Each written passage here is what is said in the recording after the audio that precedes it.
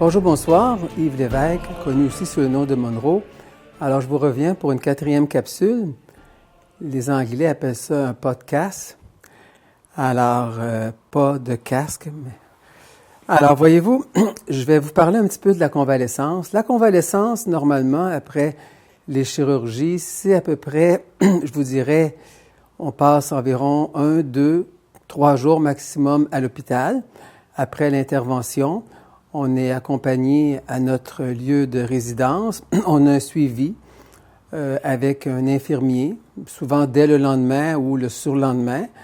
Et on va revoir le médecin qui nous a opérés normalement dans un délai de moins d'une semaine. Et on peut le voir 2 fois dans le mois. Et après ça, on le revoit avant de quitter le pays. Alors, le médecin nous met bien à l'aise, on a ses coordonnées, on peut communiquer sur Telegram ou WhatsApp.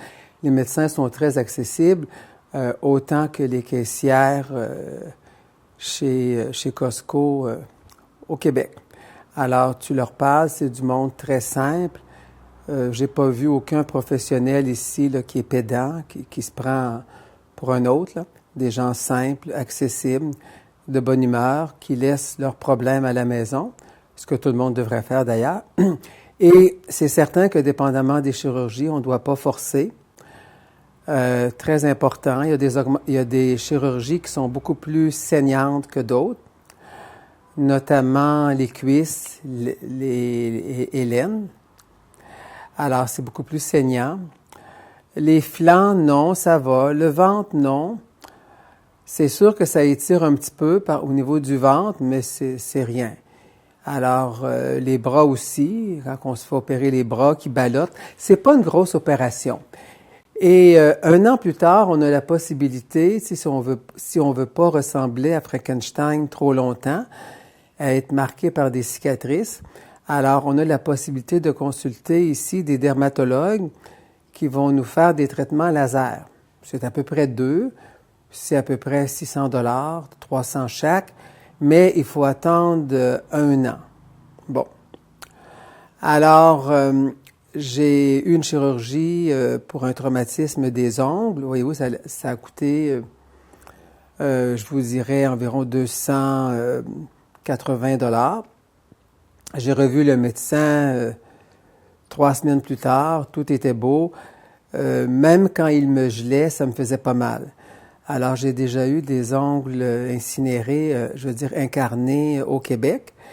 Et puis, c'est très douloureux. Le médecin ne va pas, avec le dos de la petite cuillère, il ne va pas nous geler. Il a quasiment envie de te mettre une paire de bobettes dans la bouche là, pour ne pas hurler. Mais ici, c'est vraiment beaucoup de précautions. Comme les fameux blanchiments des dents, je sais que si on va à l'université voir les étudiants au Québec, c'est pas trop cher. Des gens très compétents. Et par contre, ici, dans le pays, on a des dentistes qui le font et c'est à des coûts très raisonnables, environ dans les 280, c'est 2 séances. Si on prend tout d'abord un détartrage et l'examen, c'est environ $48. C'est très, très, très raisonnable. Et normalement, bon, il n'y a pas de convalescence pour ça. Pour le ventre, oui, une petite convalescence, suggère à peu près 2 semaines. Pour les cuisses, la convalescence peut être à peu près de 4, 5, 6 semaines. C'est très long, c'est une boucherie. Moi, je les ai fait faire d'abord au Canada. et j'aurais aimé être satisfait. La docteure a fait de son mieux, une femme extraordinaire, j'ai rien à dire, je l'aime beaucoup, mais malheureusement, ça m'a pas plu parce qu'ils descendent pas en bas des genoux, ils ne montent pas très haut à l'aine. Et ça a été vraiment très, très, très sanglant. Alors, dès que tu t'assois, dès qu'on change tes pansements, il faudrait les rechanger encore une demi-heure après. Ça prend beaucoup de stock. Il faut que ça soit très, très, très absorbant. Plus que les Pampers. Alors, ça vous donne une petite idée. Pour les bras, ça va, c'est pas si mal. Pour les fesses, il faut faire attention pendant quelques jours. Il y a des gens qui vont se faire, parce que quand tu maigris beaucoup, évidemment, tu n'as plus de gras et tu n'en as plus non plus dans les faufounes. Alors, évidemment, tu es assis sur les os pointus là, du coccyx. C'est pas, on n'est pas dans notre zone de confort. Alors, il faut s'asseoir pour que ce soit supportable sur des sacs de glace. Il y a la possibilité d'injecter du gras. Il y a la possibilité d'avoir des prothèses. Ce qu'il faut comprendre, c'est qu'avec les prothèses, on ne le dit pas avant, malheureusement, on nous le dit après. J'aurais aimé que le docteur me le dise avant. Et on perd à peu près le tiers, 30% du volume de la prothèse. C'est comme les femmes qui vont se faire des prothèses mammaires, qui n'en ont pas assez, qui veulent avoir plus. Alors, ils vont choisir des prothèses plus grosses pour être satisfaits. Alors, et puis c'est sûr que on conseille toujours aux hommes d'être beaucoup plus discrets. Les femmes, ça les dérange un petit peu moins. Alors, ils vont aller un peu plus dans le XXL, dans le big. Et les médecins ici recommandent aux hommes plus de sobriété. Il y en a aussi qui vont vers la greffe de cheveux. J'y suis pas encore allé. Alors ça aussi, c'est offert un peu partout, notamment en Turquie où c'est plus populaire encore et où c'est moins cher. Mais ici en Tunisie, c'est quand même offert. Ça devient de plus en plus populaire. La majorité des gens qui viennent ici, c'est des femmes. Il y a des hommes, mais c'est plus des femmes. Il n'y en a pas tant que ça qui viennent pour les bariatriques, la sleeve ou le bypass ou le CED. Parce que beaucoup de gens, malheureusement, sont mal renseignés, ils ont peur, ils ont vu des vidéos sur YouTube et ils se font des peurs avec ça. Alors, mais beaucoup vont venir pour des prothèses, beaucoup de femmes qui veulent ressembler aux sœurs Kadarskan, avoir des grosses faufounes, avoir une poitrine imposante. Alors, voilà, ça c'est une réalité. Avoir des grosses babines, ressembler à Angelina Jolie, ce qui est pas toujours très beau, là. Dommage, il y en a pour tous les goûts et même pour ceux qui manquent de goût. Mais c'est vraiment plus la clientèle, mais malheureusement, les autres, ceux qui sont plus discrets, qui cherchent moins à attirer l'attention par leur grosse faufoune ou leur grosse poitrine ou leur grosse babine, eh bien, souvent, on les voit moins ou ils ne parlent pas beaucoup. Alors, c'est quand même quelque chose qui est à considérer. Ils aident beaucoup aussi pour la fertilité des madames et des papas qui n'arrivent pas à avoir d'enfants. C'est quand même quelque chose aussi pour lesquels les gens viennent ici. Et beaucoup de gens viennent aussi pour les orthopédistes, notamment pour les allus valgus et tout ça. Au Canada, malheureusement, avoir un orthopédiste, là, je veux dire, il faut prendre votre mal en patience. Hein. On est dans le 3 ans minimum. Et ceux qui ont attendu pendant le COVID, qui a duré 2 ans et demi, alors vous voyez que les délais d'attente ont été augmentés. Les médecins vont vous dire au Québec, soyez patients. Oui, mais c'est pas eux qui vivent chaque jour, qui vivent au quotidien avec cette souffrance-là, d'avoir des problèmes de genoux, de hanches. C'est vraiment des chirurgies qui sont très populaires, je vous assure. Les chirurgies bariatriques, c'est quand même une convalescence minimum quand même là, d'une dizaine de jours, je vous assure. Et c'est important de respecter. Et c'est beaucoup d'essais-erreurs. Parfois, ça peut sembler un peu dégueulasse parce que parfois, il faut, avec avec la bariatrique. Parfois, il faut même que tu aies la nourriture dans la bouche pour t'apercevoir que la bouchée est de trop et surtout ne pas se forcer. Toujours se rappeler que notre corps est un temple et non pas une poubelle. Alors, on est mieux d'engraisser la poubelle que nous autres d'engraisser à nouveau. Alors, si on veut garder forme humaine, on dit non merci. Et quand on va manger ailleurs, les gens qui ont l'air de sortir d'une boîte à surprise, tu manges pas plus que ça, c'est pas bon, c'est pas à ton goût, c'est pas assez cuit, t'as-tu mangé avant de venir? Bon, vous savez, les gens ont toujours cette tendance-là à nous forcer parfois à nous justifier. À un moment donné, il faut leur dire, écoute, j'ai un estomac rapetissé de 75% et je peux pas manger toute cette assiette-là, qui est une portion de bûcheron. Alors, c'est une réalité, c'est quelque chose. Beaucoup de gens vont venir ici pour l'acide hyaluronique au niveau des joues, les yeux, tout ça, parce que beaucoup de gens, lorsqu'ils perdent du poids, bien, ils vont perdre de la graisse au niveau des joues, vont se retrouver les joues creuses, évidemment, ils ont l'air rachitiques, c'est pas très beau du tout. Le pourcentage, je vous dis aussi, bon, il y a des gens qui viennent aussi parce qu'ils ont les oreilles décollées. Il y a bien des possibilités, finalement, de venir ici pour se faire soigner. Alors, moi, ce que je peux vous dire, c'est qu'à quelque part, pour les chirurgies bariatriques, c'est mixte. Il y a autant d'hommes que de femmes. Je ne recommanderais pas aux personnes de venir pour un voyage éclair d'une semaine, mais les gens veulent comme pas dépenser, et puis pour certains, leur compte de dépenses est plus préoccupant que leur santé. Mais s'ils continuent de grossir, mais ils pourront plus se servir de leur compte de dépenses. Ils vont péter aux frettes, ils vont crever. Alors, c'est pas agréable de monter un escalier de 6 marches et d'arriver essoufflé. C'est pas normal de chercher, de zigonner pour tenter de trouver une place de stationnement à l'épicerie qui est la plus proche possible de la porte, au lieu de se dire, je vais la stationner loin et je vais marcher à la place, ça va me faire bouger, faire un peu d'exercice.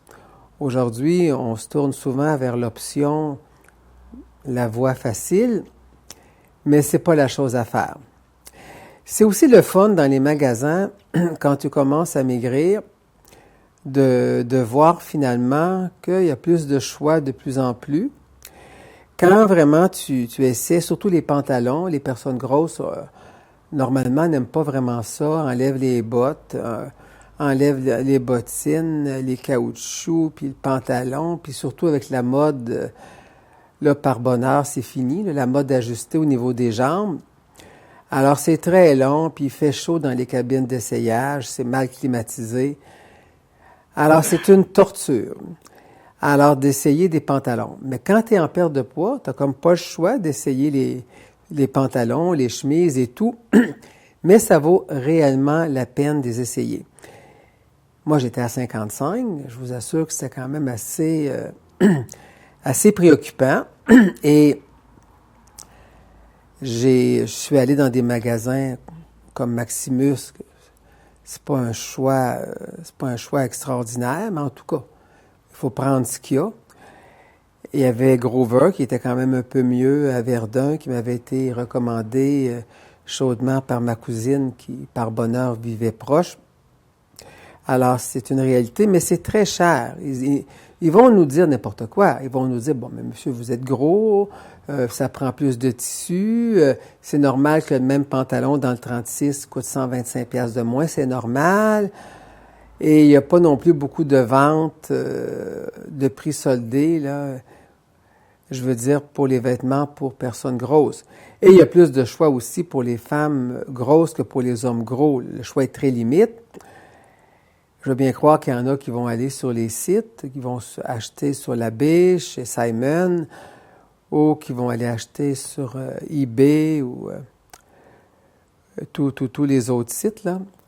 Mais Etsy, je vous dirais que c'est important d'être vraiment certain de la taille à laquelle on est rendu. Plusieurs personnes vont nous dire, oui, mais là, vu que tu maigris, là, tu es rendu à 48, peut-être que tu es mieux d'acheter des vêtements qui sont moins dispendieux, qui vont être moins beaux et tout ça. Mais c'est qu'à un moment donné, tu penses que tu as fini de maigrir. Alors, comme moi, un an plus tard, où j'avais quand même perdu 25% de mon poids en septembre 2019, je pensais que mon poids était pas mal stable, mais j'ai continué à fondre.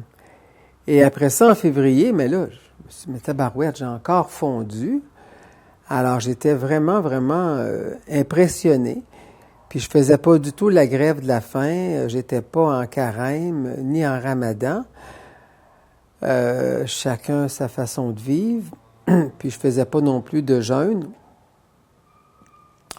Mais j'ai maigri. Et là, c'est là que j'ai décidé de faire une autre retouche au niveau du ventre. Alors, c'est ça. Non, la première fois que j'ai fait faire le ventre, c'était en 2020 et une retouche en janvier 2022. Bon.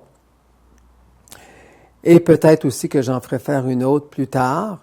Maintenant, mon poids est stable, mais c'est vraiment un travail au quotidien. Et aussi, je vous recommande vraiment de vous libérer de la peur de la balance. Les gens sont grosses, les personnes sont grosses, mangent beaucoup de pain, beaucoup de nouilles, beaucoup de pâtes, beaucoup de fritures, beaucoup de trucs gras. Et après, mais sont gênés d'aller se peser. Parfois, de voir la vérité, ben ça dérange. Hein? Alors, on se crée, on vit dans un monde souvent d'illusions. Et ce qui est très important, c'est vraiment aussi de changer sa programmation et de changer des comportements. Les personnes grosses ont tendance à se tourner là, quand ils entrent en un cadre de porte, là, parce que c'est comme s'ils se voient large et ils ont peur de heurter les côtés. Et quand les personnes grosses marchent, on a tendance un peu à se dandiner un pied sur l'autre. C'est vraiment après qu'on se rend compte, mon Dieu, que ça fait dur, mon affaire. Et aussi de changer le regard sur soi. Avant, on va dire, bon, je vais aller asseoir mon gros derrière, je suis fatigué. Maintenant, on peut plus dire ça. On doit faire très attention à chacun de nos mots. Je vais aller asseoir mon petit derrière, je suis fatigué. On doit vraiment changer tout. Notre façon de penser, notre manière de vivre. Et il faut s'occuper aussi des ronflements, aussi, ce qui est très important. Et aussi la falde de dinde, quand beaucoup de gens viennent ici se faire enlever la falde de dinde, la peau qui pend sur le menton. Mais ça aide aussi beaucoup à éliminer justement les problèmes de ronflement. Et l'année passée, on sait, il y a eu des pénuries suite au COVID de CPAP, les machines qui aident à respirer. Beaucoup de gens sont beaucoup dans l'orgueil, ils veulent pas avoir ça, ils veulent pas ressembler à Dark Vador, ils veulent pas faire peur à leur partenaire. Alors, ce qu'ils oublient, c'est qu'ils vont faire plus peur en restant gros qu'en ayant un masque. Puis ils vont faire plus peur en ronflant que s'ils portent un masque. Mais beaucoup encore, même en 2023, c'est dur à croire, beaucoup vivent dans un monde de licorne, un monde d'apparence. Et c'est une grossière erreur. Alors, quand vous prenez la décision de vous faire opérer, prenez la décision de rester un bon bout de temps, de ne pas être pressé. Si vous avez la possibilité d'aligner vos flûtes et de faire du télétravail, eh bien, faites-le. Hein? Alors, ça vaut vraiment la peine. C'est important de vous dire, si personne ne vous l'a dit, que vous êtes la personne la plus importante. Alors, et ceux qui demandent beaucoup, souvent, sont ceux qui donnent le moins. Et c'est agréable de voir que le regard que les autres nous portent est différent. Et les gens nous voient moins comme des victimes ou comme des personnes qui s'alimentent mal. Alors, les gens ne se posent pas la question, est-ce qu'il y a un dérèglement hormonal? Les gens vont dire, bon, il doit aller souvent chez McDonald's, et à chaque fois que tu prends une boule de crème glacée, hein, mais regarde-le donc, le gros, c'est pas de même qu'il va maigrir. Ou quand tu es un gros et tu fais du vélo, mais encore là, les gens se retiennent pour pas rire de toi parce qu'ils voient que tu as un gros derrière, puis une grosse bedaine, et puis Ils disent pas pauvre homme, ils vont dire pauvre vélo. Alors, c'est quand même quelque chose. Alors, c'est difficile de s'aimer. C'est très difficile. C'est un long apprentissage. Puis d'aimer les autres, c'est aussi très difficile. Et pour aimer les autres, bien, je pense qu'on doit s'aimer d'abord. Et pour s'aimer d'abord, bien, je pense qu'on doit se regarder avec des yeux nouveaux et voir qu'on est beau, qu'on est belle. Et si dans le miroir, on voit la bedaine, puis que ça nous dérange, mais c'est de faire ce qu'il faut pour la perdre. Beaucoup de gens, quand ils se retrouvent en couple, se laissent aller, ils voient leur relation comme acquis, et puis ils commencent tranquillement à prendre un peu d'expansion. Alors, c'est dommage. Je me dis, on n'a pas à rester beau, jeune, mince pour les partenaires, les conjoints, mais de le faire pour soi. C'est nous que nous devons aimer d'abord, je vous assure. Alors, aimez-vous vraiment et faites ce qu'il faut pour vous aimer toujours un peu plus à chaque jour. Et les gens vont dire, pourquoi tu achètes des vêtements chers, sachant que tu vas maigrir encore? Pourquoi tu ne vas pas dans les friperies? Tout d'abord, dans les friperies, souvent, il n'y a pas grand-chose pour les hommes. Et il y a encore beaucoup moins de choses pour les hommes gros. Et pour plusieurs personnes, donc moi, j'ai toujours eu de la misère à porter les guenilles des autres. Mais il y a des gens qui sont capables. Alors voilà. Alors, c'est sûr que c'est un idéal, sachant qu'on risque de perdre encore du poids, d'aller dans des vêtements moins chers. Ouais. Mais enfin, servez-vous de votre tête, usez de votre jugement et l'important, c'est d'être à l'aise avec vos décisions. Alors voilà, c'était Yves Lévesque, connu sous le nom de Monroe, pour cette dernière capsule. Portez-vous bien. Bonjour, bonsoir.